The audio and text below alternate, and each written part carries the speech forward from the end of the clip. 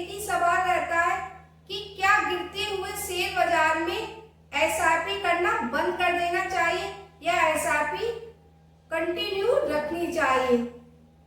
तो आपको इस वीडियो में सारी जानकारी मिलेगी। इसके साथ ही एसआईपी के क्या फायदे और क्या नुकसान है, तो आपको सारी जानकारी विद एग्जाम्पल से मिलेगी।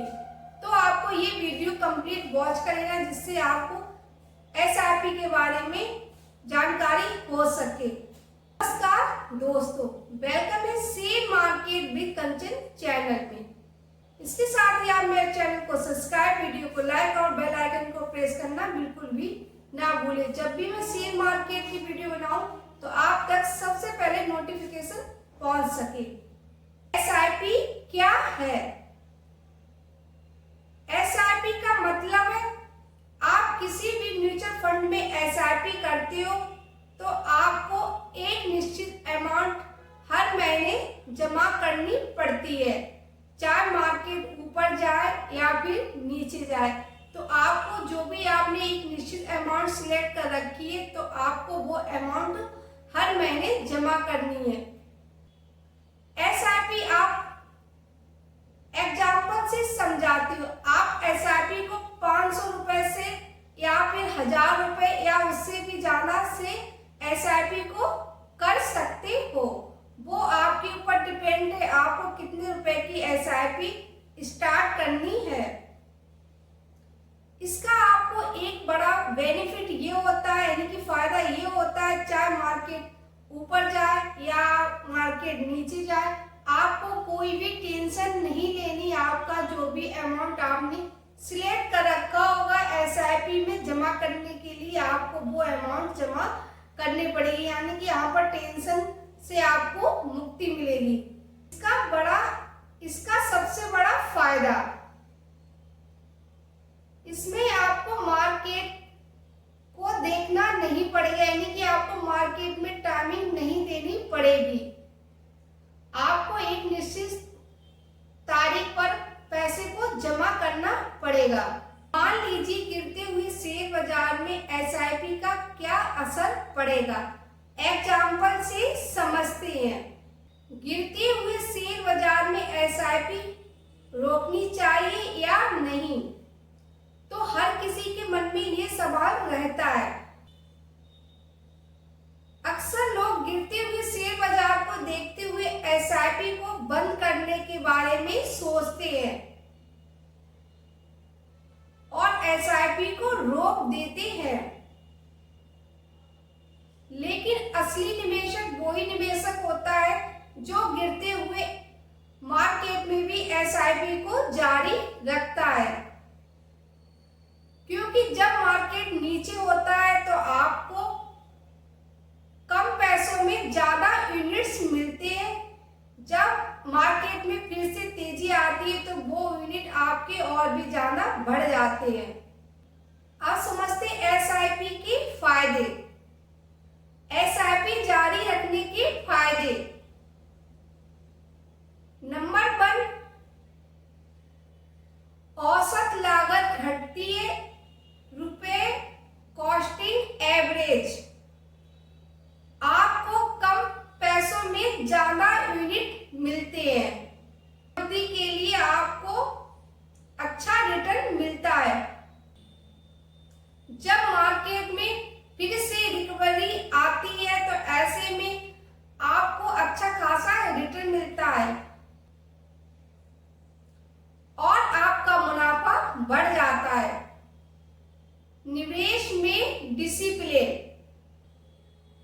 इसमें आपको एक लंबे समय के लिए डिसिप्लिन में रहकर इन्वेस्टमेंट करने का फायदा मिलता है, जो आपका पैसा लॉन्ग टर्म में आपका पैसा कई गुना बना देता है। एसआईपी रोकने के नुकसान। बहुत से लोग बिल्कुल भी नहीं जानते कि यदि आप एसआईपी को बंद कर देते हो तो इसमें आपका काफी ज्यादा नुकसान होने लगता है।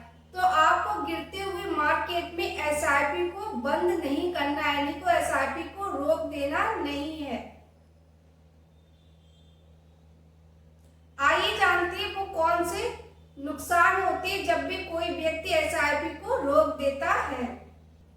जब भी मार्केट नीचे होता है यानी कि गिरावट में होता है तो आप अच्छा मौका हाथ से गवा देते हो। आपको कम पैसों में ज्यादा यूनिट मिलते हैं, लेकिन आप एसआईपी को रोक देते हो तो आप उसका बेनिफिट नहीं उठा पाते हो, यानी कि आपको फायदा नहीं मिलता है।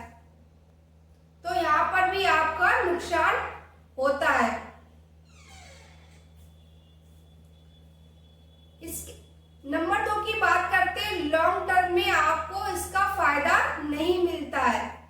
नंबर 3, इन्वेस्टमेंट में निरंतरता टूट जाती है, यानी आप जो रेगुलर एसआईपी पर मंथ कर रहे थे तो आपकी एसआईपी रुक जाती है, तो आप भी रेगुलर इन्वेस्टमेंट नहीं कर पाते हो। तो यहाँ पर भी आपका प्रॉफिट ग्रोथ भी आपकी रुक जाती है।